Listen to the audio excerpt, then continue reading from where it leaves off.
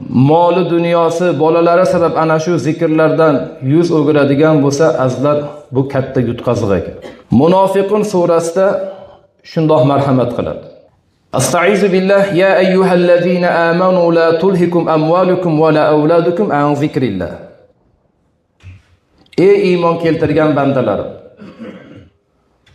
mollaringiz, bolalaringiz sizni Allohning zikridan chalg'itmasin.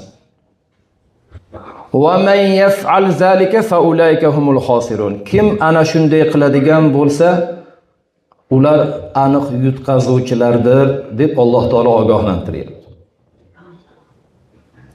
Kim demak moli dunyosi sabab, farzandlari sabab Allohning zikriga beparvo bo'ladigan bo'lsa, Allohning zikridan murod demak yuqorida aytib o'tdik, Allohni zikr qilish, eslash, bu tilda bo'lsa amalda Allohning farzlarini vaqtida ado etish, qaytariqlardan qaytish.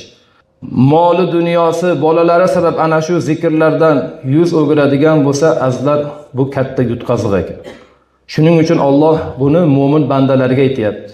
Ey mo'min bandalarim, moli dunyolaringiz va bolalaringiz sizni Allohning zikridan chalg'itmasin. Kim ana shundoq qiladigan bo'lsa, bas ana o'shalar yutqazganlardir deyapti.